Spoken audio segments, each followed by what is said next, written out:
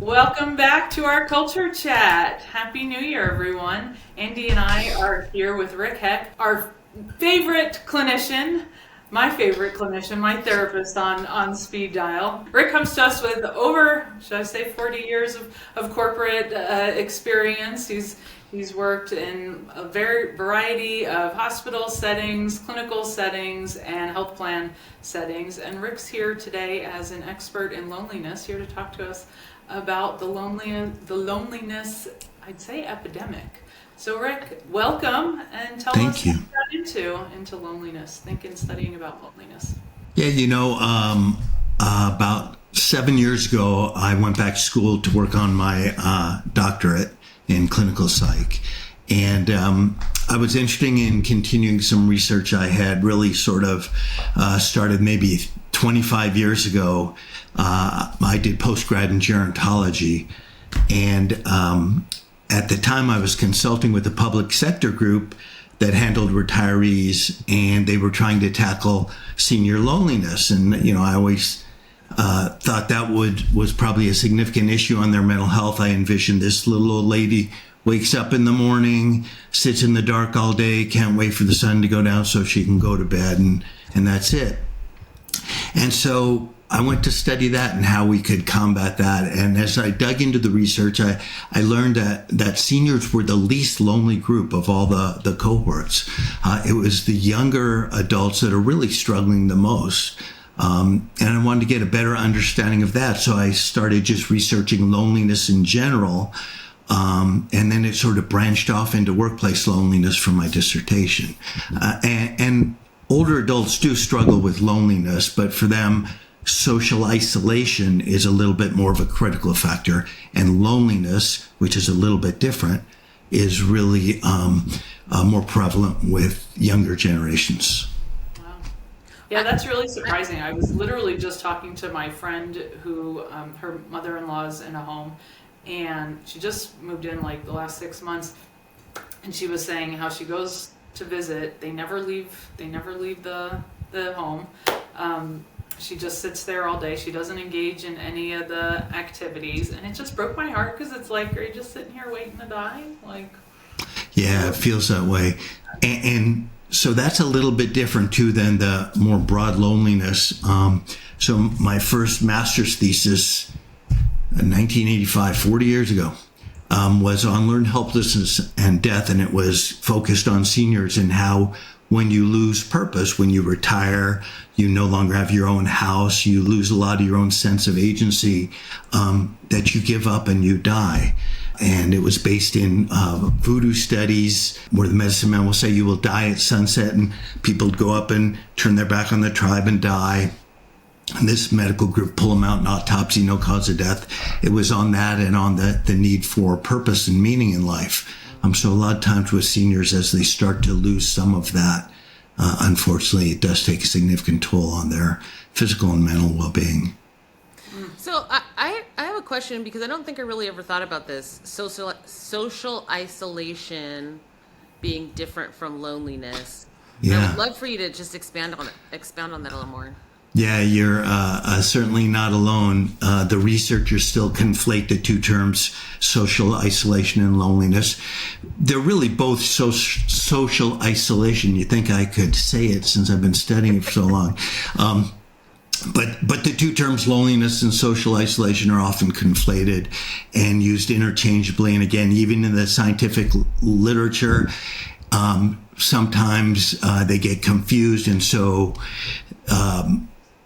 when you go through a study, when you're preparing to write a dissertation, you have to be careful on the definitions they have for each. But they both describe social connectedness, and they can both occur at the same time, but they do have different definitions, different causes, and different ways to measure them. So social isolation can be either objective or subjective. So objective social isolation is observable and measurable. It's about the quantity of relationships that you have. So it includes the size of your social network. How many friends do you have? What's your living situation?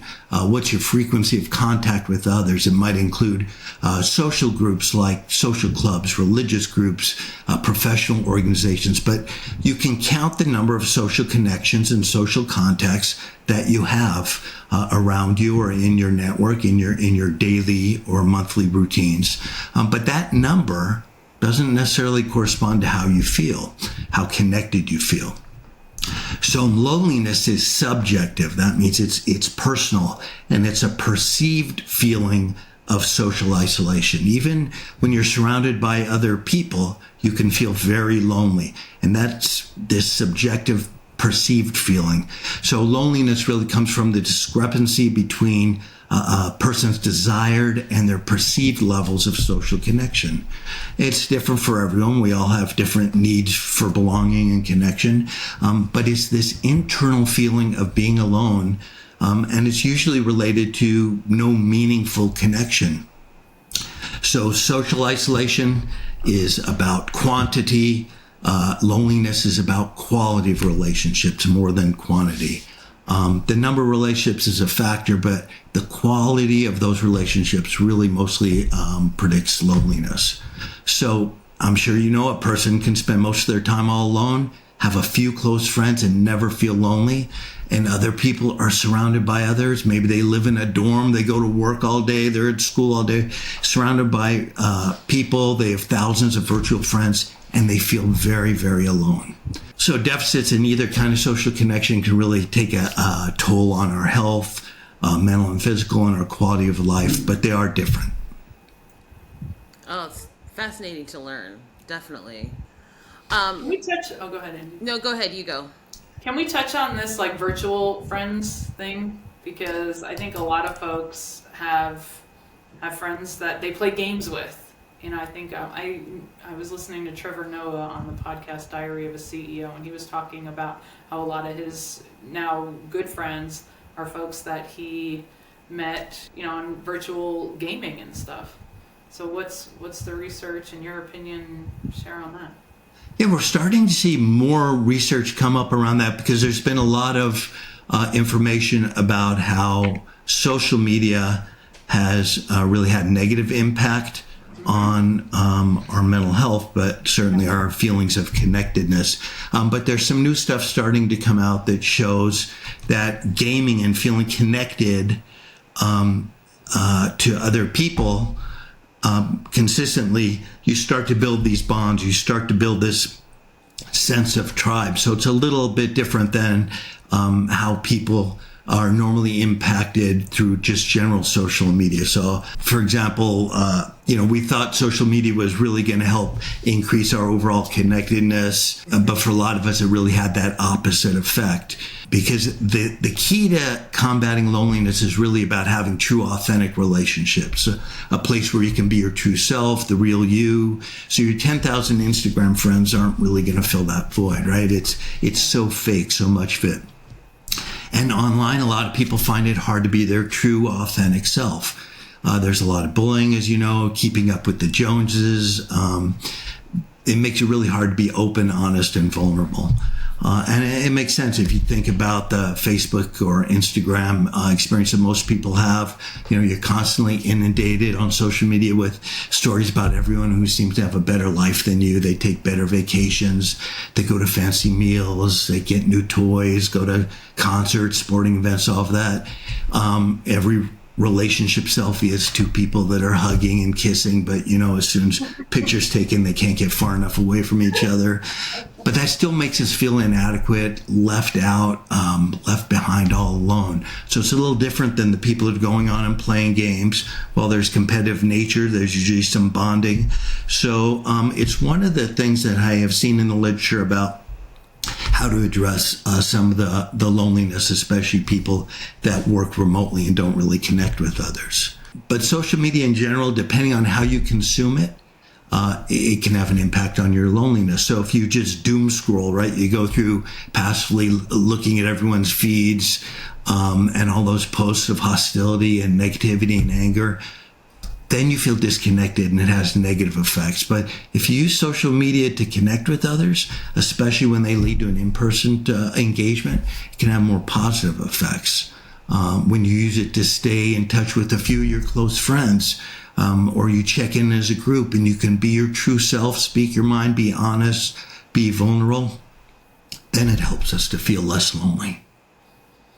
I was going to ask you because this idea of virtual, and I sometimes think it's generational too, right? I think that the younger generation Definitely. is very accustomed to being online, and this then gets sort of into the workspace. So you have, I think, people. I had a neighbor who was like, "I do not want to work from home." And she's in her 50s. I do not want to work from home. I cannot work from home. I need to go in the office. And then I have Gen Zers that are like, why do I need to go in the office? Of course Yeah. I can make meaningful connections. Can you talk a little bit about that? Because I think that's something that a lot of organizations are struggling with, quite frankly, around this idea of remote work and connectivity and can we build relationships and the like. It's a great question. There was a great article that just came out in the Harvard Business Review, written by one of my heroes, sort of I hate to say the godmother or the mother of workplace loneliness because she's younger than I am, but Sarah Wright, who has done really a lot of the initial, she was doing this 15 years ago, initial research on workplace loneliness. But the article talks about some of the different characteristics that make people feel lonely, not lonely, and how remote work is impacting. That was a big part of my dissertation was around remote employees. A lot of the research now shows that more of a hybrid approach is the best answer because it creates opportunities for people to really connect. One of the challenges that Gen Zs and to some degree millennials had, especially when the pandemic hit and they had to work remote, was their opportunity to build a career. So they just started getting into the work world and they no longer had visibility to senior leaders or even their manager. Sometimes they didn't get to meet other people that could help their career. And they also didn't really have a chance to connect with the tribe, with the people that help them feel less lonely. So there's one of the interesting things, and I was going to talk about it later when we talk about work, but there are a lot of individual factors that go into who gets lonely at work, who can work remote, and a lot of organizational factors. So most of this is driven by some wiring in our heads, why we feel loneliness in the first place. But some of us have a stronger need to belong than others. For some of us, we don't really have that same need.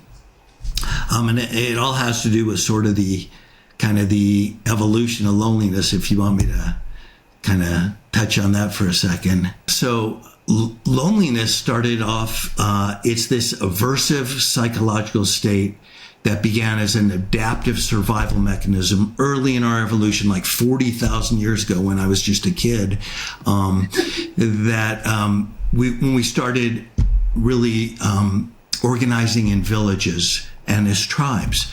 And so it's become hardwired in our brain from 40,000 years of evolution. But loneliness is the same thing as hunger, as thirst. It's, again, an aversive signal, something painful that motivates you to take action, some behavior. That's important for our survival. So our first impulse, our first wiring and order of business is to pass on our genes. It's that survival of our species. So we need to eat, we need to stay hydrated to survive. So our brains developed hunger and thirst, these signals that said, hey, you better remember to eat, you better remember to drink so you can stay alive. We're tribal by nature. It's just how we evolved. Again, we evolved in these packs. We lived together. We traveled together. We hunted. We cooked. We ate together. We developed these intimate relationships and raised families in villages and took care of each other's kids and families. It was that social connectedness and that collaboration that allowed us to survive as a species. We weren't the fastest. We weren't the strongest. But by forming these bonds and being able to rely on each other, we were able to survive. Now, early in our evolution, not so much today, but early in our evolution, if you separated from the pack, it could mean disaster. It could not only weaken the tribe because you have fewer people there, but it usually set you up to be something's next meal. So it was so important to our survival to stay attached to the tribe that we developed this signaling in our brain. So basically, the pain of loneliness is this old built-in warning sign to reconnect with the tribe. Well, it takes a village. I mean, we hear that, and Yeah. I found that raising a kid and not having a village, right? I Yeah. don't live close to my family, so I have to try and create that, and it's super challenging. And I do think we have struggled probably more than would be optimal, Yeah. in just being really removed from our people. And again, not that people aren't around to help, but it's very different. It's one of the reasons I chose like her daycare when we were early on in this process, like chose another family to glom onto, Dee Dee and her family adopted us and she had a daycare. It was a home daycare, but it felt familiar, and that's really what we were lacking. But even now, we live super remote. Yeah. It I remember. It's challenges.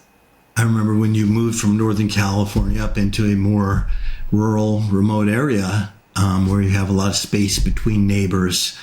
And, people have lived that way across America for a long time. More people have moved into cities to be around people. But it turns out people in urban environments are lonelier than people in rural environments. And part of that is because quantity, quality. It's not about being around people, it's being connected to people. That's right. That's right. Yeah, I think that's really the biggest, the biggest thing to underscore there, right? It's the authentic relationships, and Yeah. for me being here, I haven't really found that a lot. I have a couple people, but that's where I get curious about what that means for virtual relationships, and I'm so grateful for the technology. I don't think we could have moved here without that. Andy and I talk all the time, and she's in Jamaica and I'm in the Pacific Northwest, and I've got friends all over, but and I've always been a kind of person that's quantity over quality. Like, I've never had a ton of friends, but now I'm starting to worry about my husband because he's coming into the retirement phase. He doesn't have a lot of friends. His friends are my friends, and that kind of connection, and me. And I'm a busy lady. I can't give all my time to him, all my attention to him. But it's an authentic relationship, so maybe that's it. Maybe. No, that's good. But that is one of the things that we've seen some research, not enough. I almost went down that path, but men report being lonelier at work than women. But overall, right? Men feel more loneliness overall than women. Yeah, but part of that, both at work and outside of work, is that they do more things with work people. They go to happy hours. They go to watch Monday Night Football. They do things like that. The reason they report being lonelier is they're trying to fit in. They're not their authentic self. Whereas women can form bonds and be a little more authentic, a little more genuine, and form a deeper connection, which is the key to combating loneliness. This is interesting, and I literally, what I'm about to say may have to get cut out, but this is such an interesting conversation, and I half wonder, particularly, Rachel mentioned I live in Jamaica now, so what I find fascinating is that men don't think, I'm going to say it like this, men here in this culture, and I think this is European culture, maybe British culture, American culture, men aren't supposed to be connected in that way. That's weird. You might be gay. You might, right, to have more than a hey bro, high five, shoulder bump type relationship. And I think it's fascinating because I think you can see misogyny higher in, like, certainly U.S. culture. I see it here. You can see aggressiveness, just this sort of machismo and the violence more in those areas. And I just wonder if there's some level or some correlation between, oh my gosh, I don't get to be myself. I don't get to connect in the way that I want to connect. I don't get to connect with the people that I want to connect with. And Trevor Noah kind of touched on this in that podcast he was in, right? Just around, there has to be something, for a reason for guys to get together. They can't just get together to hang out, to talk about their feelings. Meanwhile, us as women, we have that's 100% of the thing what we expect to do. all the book club is just the extra thing that, but really we just want to talk about our fun stuff. Yeah. So I just wonder if there's any correlation between, sort of misogyny, violence, like, aggression, that kind of thing, and this inability to connect maybe with their same, same gender maybe, or, to connect in that type of way. Well, male connections don't always have to be male to male too. They, you have, especially now, you can have coworker friends that are opposite gender, as long as you can set boundaries with that. But again, the difference between loneliness and social isolation is that loneliness is the quality of this relationship. So if you're a male and you're trying to keep your kind of macho image, but you have one or two close friends, male or female, that, hey, when you really need someone, you can go to them. It can help combat feelings of loneliness. In places where it can't, it's sort of like depression and loneliness. There's some correlation back and forth, sort of a chicken or the egg thing. But for men, a lot of ways that depression manifests itself is through violence, through anger, through aggression, because they don't know how else to talk about it. So you're probably onto something. I don't know enough about the culture there to speak to it. But here we do see this problem. And Rachel, to your point earlier, too, is one of the concerns is for guys, most of their connections, whether they're authentic or not, are at the workplace. And when they retire, people are starting to study what happens to them. Do they no longer have any friends? So more to come on that for sure. It's interesting because Rachel was talking about being a mom and that aspect of it. And I take care of my mom, and I can see it even in her own isolation. My mom had a stroke. So even in her own isolation and frustration around that, and like often, I don't think she sits around and is like, I'm waiting to die. But I think there is this level of like, what am I supposed to, I don't work, I don't have kids to take care of anymore. Like now someone has to take care of me. What is my purpose? And maybe that's it. We talked about meaning and purpose. Like, what is my purpose here? What am I doing here at this point? It is a challenge that many of us are facing, especially in the sandwich generation. We just had to put my mother-in-law into a memory care unit, and she's still she has very little memory, but she can have a great conversation with you. She's still together. But you watch this very successful, accomplished woman who's now sort of sitting in this unit. To your point, same thing, just sort of waiting for the time. I was joking with someone recently that when God or whoever was inventing humans, he started to run out of budget and had to get the product to market in time. And he said, I shouldn't have taken Sunday off. But so he just put the product in place and really didn't have time to think about the last 10, 15 years of our life and what it is, because we're going to get into a real depressing topic if we go here. But it is hard to find purpose and meaning. There are ways to do it. Yeah, and yes, depressing, but it seems that that's only prevalent in some societies, not all, right? So I think back to what you were talking about, which really resonated, was this idea of a tribe, and that's sort of where, I felt isolation. I was just me and my mom. I needed help and support, but if I were actually living in community, like, even 1,000 years ago, it's not me and my mom in some hut trying to figure it all out. The whole community is there. That's right. And so I wonder if there is something, and again, some of this, what we like to talk about in the podcast is ways in which people can start to think about these things early on, right? So you don't have to, maybe there is something to making sure you're involved and get yourself involved in community so that doesn't become a challenge for you. I don't know. Yeah. Even 100 years ago in this country, we had much more involvement around multi-generational housing and families, and people took care of each other. And we've moved away from it. More people live alone now than at any other time in history here in this country. And we're seeing more and more of that social isolation, disconnection, which also is bad for your health, but not the same way loneliness is. But it's just sort of, however, this society, and for whatever reason, it's evolved to be more individualistic than sort of community. So it is a factor. I think I'm a bad daughter, because listening to you talk about this, Rick, I'm like, I do not want my parents to come live with me. Like, that feels like, I'm like, I'm a horrible person. That does not but feel that's how we've been.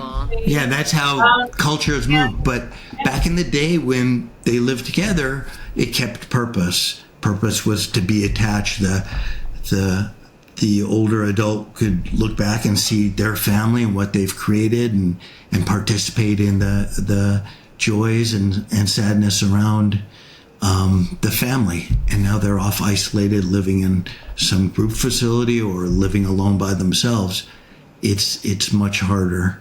And I think it's harder for all of us to look at. I know now, experiencing it firsthand, it's like, that I joke with a friend of mine that I already sent him a check. So when I get to that state, he knows to come make sure yeah. And done with that. I'm hearing the cats in the cradle. I need some Cat Stevens in the background here. But, it's that purpose thing is funny too, because so as people know, my husband's 26 years older than me. We talked about him retiring. And when we talked about us having a child together, and he was 58, 9 at the time, and he was like, well, that'll keep me young. And I think that's a real thing, right? That when she's young, and that gives him purpose and something to focus on and do when he's retired. Yeah. So that's the key. Be more like have a baby when you're 60. I don't know what the women are going to do, but we have less issues being connected. Maybe But I do think it's fascinating, just because we are living sort of in an individualistic society. We are. And it really does beg the question, and I think this sort of even somewhat full circle, as we think about what loneliness is now, and maybe you can talk a little bit about that for the younger generations. I know we've talked about it, in a senior capacity. What does that look like? What is the impact, not just to, obviously we talk a lot about workplace culture, but workplace is just a microcosm of bigger picture. What does that mean for us culturally? Yeah. And, I was going to just as well jump into the sort of the work as a microcosm for society. One of the antecedents of loneliness, workplace loneliness, is in the culture, and in American culture, often business culture. Companies are focused on competition instead of collaboration. So individual contributors get rewarded, they get bonuses, they get promotions. And when that happens, it leaves other workers feeling left out, lonely, felt that they contributed to that success and no notice for it. But it's how we are as an individualistic society. And it shows up in the workplace. Workplaces that are more collaborative, so they reward teams, they recognize groups of people for all their accomplishments, have much less workplace loneliness and better productivity and improved bottom lines. But it's not the culture that we live in, for the most part, outside of work, and it also inside of work very often. Yeah, I'm actually reflecting right now on a pattern that I'm seeing with some of my clients, and there's a lot of change and turmoil going on within organizations, and so they're all feeling stressed and concerned about the future. And we say all the things about change is constant, but when you're in it, it's still very stressful, and you have to manage that. And what I'm observing is a lot of folks are doing more of the comparison. Well, this one did that thing, and this one did, and I'm, like you said, I'm left behind. And when things are good, and we're not in this like stress state, I don't hear that as much. I do hear more collaboration. I do hear like the team, and not so much of this compare and why not me, and everybody gets promoted but me, and they stink but still got promoted. That sort of, which I say is a sum zero game. Like, doing that comparison is never going to work for a whole plethora of reasons. That's right. But I don't know, like, that's just what was coming to mind for me. Yeah, part of that is the tribal nature. This topic, to me, is always fascinating because it's the sustainability of that. How can a culture survive where there isn't an opportunity for any kind of discourse, or productive discourse or friendly discourse? Because I don't think it's a matter of us always having to agree on things. And that's what used to be really cool. So I grew up in Orange County, and never quite understood the Orange County ideology. But what was really great is I used to be able to ask questions, like, well, why? Why is it that way? Or why do you think that? And we would have these amazing dialogues back and forth. There wasn't name calling. I wasn't some antichrist because I didn't believe or didn't understand why they believed a certain way. But now it seems that you say a word, and if the person doesn't agree with that word, they want to cancel your life. You shouldn't be able to work. You shouldn't be able to exist on the planet because you don't agree with my philosophy. And so I don't know. I don't know that there's an answer, but what are your thoughts? How is that sustainable? If we taught loving kindness, mindful meditations from the time people could walk, so that they could be more accepting and understanding. That's right. It's the old Stephen Covey line, seek first to understand, then to be understood. That's been thrown out a long time ago. Yeah. People dig in and they want to be right. And certainly social media and even broadcast news or cable news has elevated or raised the stakes to make it us against them.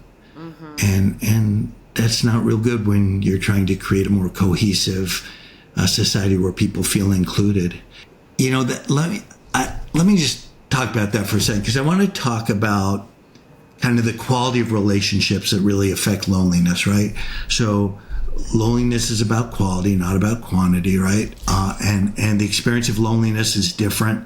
Like, I don't have a huge need myself to have friends. I've got a lot of friends and a lot of very close friends.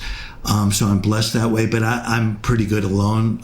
Some of us are, when you think about evolution, some of us stayed home and took care of the tribe and protect the tribe, and others of us went out hunting and looking for new land or food sources and didn't have that thing wired in their head that they need to reconnect or they're going to die. They knew they were going to die, but they were out on a mission. I think I have some of that DNA stuck in me somewhere. So it's never been really, really important to me. But I just, since the podcast on loneliness, I do just want to kind of point out that the opposite of loneliness is not togetherness.